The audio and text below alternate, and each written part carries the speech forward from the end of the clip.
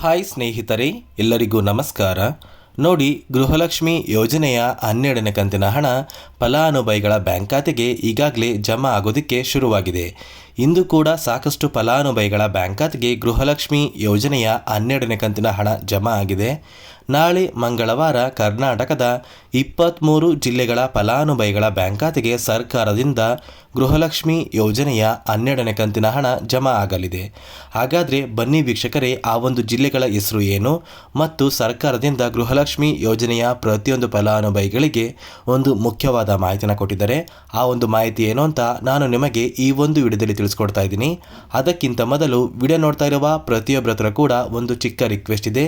ನೀವೇನಾದ್ರೂ ಇನ್ನೂ ಸಹ ನನ್ನ ಚಾನಲ್ನ ಸಬ್ಸ್ಕ್ರೈಬ್ ಆಗಿಲ್ಲ ಅಂದರೆ ದಯವಿಟ್ಟು ಪ್ರತಿಯೊಬ್ಬರೂ ಚಾನಲ್ನ ಸಬ್ಸ್ಕ್ರೈಬ್ ಮಾಡ್ಕೊಳ್ಳಿ, ಹಾಗೆ ವಿಡಿಯೋಗೆ ಒಂದು ಲೈಕ್ನ ಕೊಡಿ. ಹೌದು ವೀಕ್ಷಕರೇ, ಗೃಹಲಕ್ಷ್ಮಿ ಯೋಜನೆಯ 12ನೇ ಕಂತಿನ ಹಣ ಆಗಸ್ಟ್ 26ರಂದು ಪ್ರತಿಯೊಂದು ಫಲಾನುಭವಿಗಳ ಬ್ಯಾಂಕ್ ಖಾತೆಗೆ ಜಮಾ ಆಗಿದೆ. ನಾಳೆ ಆಗಸ್ಟ್ 27 ಕರ್ನಾಟಕದ 23 ಜಿಲ್ಲೆಗಳ ಫಲಾನುಭವಿಗಳ ಬ್ಯಾಂಕ್ ಖಾತೆಗೆ ಸರ್ಕಾರದಿಂದ ಗೃಹಲಕ್ಷ್ಮಿ ಯೋಜನೆಯ 12ನೇ ಕಂತಿನ ಹಣ ಜಮಾ ಆಗಲಿದೆ. ಸಚಿವೆ ಲಕ್ಷ್ಮೀ ಹೆಬ್ಬಾಳ್ಕರ್ ಅವರೇ ಕೊಟ್ಟಿರುವಂತಹ ಒಂದು ಮಾಹಿತಿಯ ಪ್ರಕಾರ ಈಗಾಗಲೇ ಗೃಹಲಕ್ಷ್ಮಿ ಯೋಜನೆಯ 11ನೇ ಕಂತಿನ ಹಣ ಸುಮಾರು 95 ಲಕ್ಷ ಫಲಾನುಭವಿಗಳ ಬ್ಯಾಂಕ್ ಖಾತೆಗೆ ಜಮಾ ಆಗಿದೆ.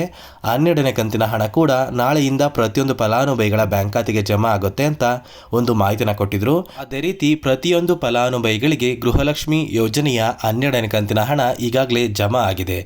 ನಾಳೆ ಮಂಗಳವಾರ 23 ಜಿಲ್ಲೆಗಳಿಗೆ ಹಣ ಜಮಾ ಆಗಲಿದೆ. ಆ ಒಂದು ಜಿಲ್ಲೆಗಳ ಹೆಸರು ಏನು ಅಂತ ತಿಳ್ಕೊಳ್ಳೋಣ ಬನ್ನಿ. ಮೊದಲಿಗೆ ವೀಕ್ಷಕರೇ, ಬೆಂಗಳೂರು ನಗರ, ಬೆಂಗಳೂರು ಗ್ರಾಮಾಂತರ, ಬೆಳಗಾವಿ, ಬಳ್ಳಾರಿ, ಬೀದರ್, ವಿಜಯನಗರ, ಚಾಮರಾಜನಗರ, ಚಿಕ್ಕಬಳ್ಳಾಪುರ, ಚಿಕ್ಕಮಗಳೂರು, ಚಿತ್ರದುರ್ಗ, ದಕ್ಷಿಣ ಕನ್ನಡ, ದಾವಣಗೆರೆ, ಧಾರವಾಡ, ಗದಗ, ಕಲಬುರಗಿ, ಹಾಸನ, ಹಾವೇರಿ, ಕೊಡಗು, ಕೋಲಾರ, ಕೊಪ್ಪಳ, ಮಂಡ್ಯ, ಮೈಸೂರು, ರಾಯಚೂರು, ರಾಮನಗರ, ಶಿವಮೊಗ್ಗ ಮತ್ತು ತುಮಕೂರು. ಈ 23 ಜಿಲ್ಲೆಗಳ ಫಲಾನುಭವಿಗಳ ಬ್ಯಾಂಕ್ ಖಾತೆಗೆ ನಾಳೆ ಮಂಗಳವಾರ ಗೃಹಲಕ್ಷ್ಮಿ ಯೋಜನೆಯ 12ನೇ ಕಂತಿನ ಹಣ ಜಮಾ ಆಗ್ತಾ ಇದೆ. ನೋಡಿ, ಒಂದೇ ಸಲ ಪ್ರತಿಯೊಂದು ಫಲಾನುಭವಿಗಳ ಬ್ಯಾಂಕ್ ಖಾತೆಗೆ ಹಣ ಬರೋದು ಖಂಡಿತ ಇಲ್ಲ.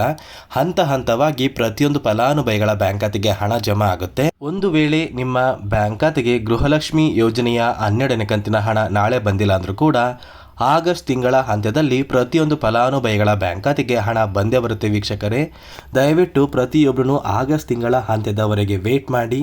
ಖಂಡಿತವಾಗಿಯೂ ನೀವು 12 ಕಂತಿನ ಹಣನ ಪಡ್ಕೋತೀರಾ.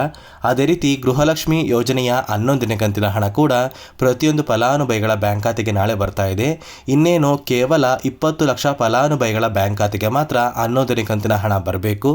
ಆದಷ್ಟು ಬೇಗ 11ನೇ ಕಂತಿನ ಹಣ ಕೂಡ ಪ್ರತಿಯೊಂದು ಫಲಾನುಭವಿಗಳು ಪಡ್ಕೋತೀರಾ. ಮತ್ತೆ ವೀಕ್ಷಕರೇ, ಸಚಿವೆ ಲಕ್ಷ್ಮೀ ಹೆಬ್ಬಾಳ್ಕರ್ ಅವರು ಗೃಹಲಕ್ಷ್ಮಿ ಯೋಜನೆಯ ಪ್ರತಿಯೊಂದು ಫಲಾನುಭವಿಗಳಿಗೆ ಒಂದು ಮುಖ್ಯವಾದ ಮಾಹಿತಿನ ಕೊಟ್ಟಿದ್ದಾರೆ. ಸರ್ಕಾರ ಗೃಹಲಕ್ಷ್ಮಿ ಯೋಜನೆಯ ಪ್ರತಿಯೊಂದು ಫಲಾನುಭವಿಗಳ ಒಂದು ಲಿಸ್ಟ್ನ ಚೆಕ್ ಮಾಡಿದ್ದಾರೆ. ಈ ಒಂದು ಲಿಸ್ಟಲ್ಲಿ ಸರ್ಕಾರ ಪ್ರತಿಯೊಬ್ಬರ ಒಂದು ದಾಖಲೆಗಳನ್ನ ಚೆಕ್ ಮಾಡಿದಾಗ ಸುಮಾರು 1,70,000 ಮಹಿಳೆಯರ ಒಂದು ದಾಖಲಾತಿಗಳು ನಕಲಿ ಅಂತ ಸರ್ಕಾರಕ್ಕೆ ಗೊತ್ತಾಗಿದೆ. ಅಂದರೆ ಗೃಹಲಕ್ಷ್ಮಿ ಯೋಜನೆಗೆ ಅಪ್ಲಿಕೇಶನ್ನ ಹಾಕಬೇಕಾದ್ರೆ ಸುಮಾರು 1,78,000 ಒಂದು ಅಪ್ಲಿಕೇಶನ್ ಫೇಕ್ ಅಪ್ಲಿಕೇಶನ್ನ ಹಾಕಿದ್ದಾರೆ. ಅದೇ ಒಂದು ಕಾರಣಕ್ಕೆ ಸರ್ಕಾರ ಹಂತ ಹಂತವಾಗಿ 12ನೇ ಕಂತಿನ ಹಣನ ಪ್ರತಿಯೊಂದು ಫಲಾನುಭವಿಗಳ ಬ್ಯಾಂಕ್ ಖಾತೆಗೆ ಬಿಡುಗಡೆ ಮಾಡ್ತಾ ಇದೆ. ಒಂದು ವೇಳೆ ನೀವು ಗೃಹಲಕ್ಷ್ಮಿ ಯೋಜನೆಗೆ ಒಂದು ಫೇಕ್ ಅಪ್ಲಿಕೇಶನ್ನ ಹಾಕಿದರೆ ಅಥವಾ ನಕಲಿ ಅಪ್ಲಿಕೇಶನ್ನ ಹಾಕಿದರೆ ಸರ್ಕಾರ ಯಾವುದೇ ಕಾರಣಕ್ಕೂ ಗೃಹಲಕ್ಷ್ಮಿ ಯೋಜನೆಯ ಒಂದು ಹಣನ ನಿಮ್ಮ ಬ್ಯಾಂಕ್ ಖಾತೆಗೆ ಬಿಡುಗಡೆ ಮಾಡೋದಿಲ್ಲ. ಅದೇ ರೀತಿ ಸಾಕಷ್ಟು ಫಲಾನುಭವಿಗಳಿಗೆ ಇನ್ನೂ ಕೂಡ ಗೃಹಲಕ್ಷ್ಮಿ ಯೋಜನೆಯ 2 ಅಥವಾ 3 ಕಂತಿನ ಪೆಂಡಿಂಗ್ ಹಣ ಇನ್ನೂ ಸಹ ಬಂದಿಲ್ಲ ಅಂತ ಸಾಕಷ್ಟು ಫಲಾನುಭವಿಗಳು ಹೇಳ್ತಾ ಇದ್ದೀರಾ. ನಿಮ್ಮ ಬ್ಯಾಂಕ್ ಖಾತೆಗೆ ಇನ್ನೂ ಸಹ ಪೆಂಡಿಂಗ್ ಹಣ ಬಂದಿಲ್ಲ ಅಂದರೆ ಆದಷ್ಟು ಬೇಗ ನೀವು ನಿಮ್ಮ ಊರಿಗೆ ಸಂಬಂಧಪಟ್ಟ ಮಹಿಳಾ ಮತ್ತು ಮಕ್ಕಳ ಅಭಿವೃದ್ಧಿ ಇಲಾಖೆಗೆ ಭೇಟಿ ನೀಡಿ. ಆ ಒಂದು ಇಲಾಖೆಯಲ್ಲಿ ಯಾವ ಒಂದು ಕಾರಣಕ್ಕೆ ನಿಮ್ಮ ಬ್ಯಾಂಕ್ ಖಾತೆಗೆ ಹಣ ಬಂದಿಲ್ಲ ಮತ್ತು ಯಾವ ಒಂದು ಸಮಸ್ಯೆನ ನೀವು ಎದುರಿಸ್ತಾ ಇದ್ದೀರಾ ಅಂತ ಇಲಾಖೆಯ ಒಂದು ಸಿಬ್ಬಂದಿ ನಿಮಗೆ ಸಹಾಯ ಮಾಡ್ತಾರೆ. ದಯವಿಟ್ಟು ಪ್ರತಿಯೊಬ್ಬರೂ ಆದಷ್ಟು ಬೇಗ ಮಹಿಳಾ ಮತ್ತು ಮಕ್ಕಳ ಅಭಿವೃದ್ಧಿ ಇಲಾಖೆಗೆ ಭೇಟಿ ನೀಡಿ ಸರ್ಕಾರದಿಂದ ಪೆಂಡಿಂಗ್ ಇರುವ ಗೃಹಲಕ್ಷ್ಮಿ ಯೋಜನೆಯ ಎಲ್ಲ ಕಂತಿನ ಹಣನ ಪಡ್ಕೊಳ್ಳಿ ಮತ್ತು ಗೃಹಲಕ್ಷ್ಮಿ ಯೋಜನೆಯ 12ನೇ ಕಂತಿನ ಹಣ ನಾಳೆ ಮಂಗಳವಾರ 23 ಜಿಲ್ಲೆಗಳ ಫಲಾನುಭವಿಗಳ ಬ್ಯಾಂಕ್ ಖಾತೆಗೆ ಬರ್ತಾ ಇದೆ.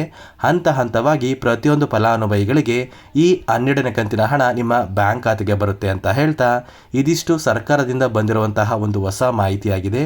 ಗೃಹಲಕ್ಷ್ಮಿ ಯೋಜನೆ ಕುರಿತು ಏನೇ ಒಂದು ಡೌಟ್ ಇದ್ರೂ ಕೂಡ ಪ್ರತಿಯೊಬ್ಬರನ್ನು ಕಮೆಂಟ್ನ ಮಾಡಿ ತಿಳಿಸಿ.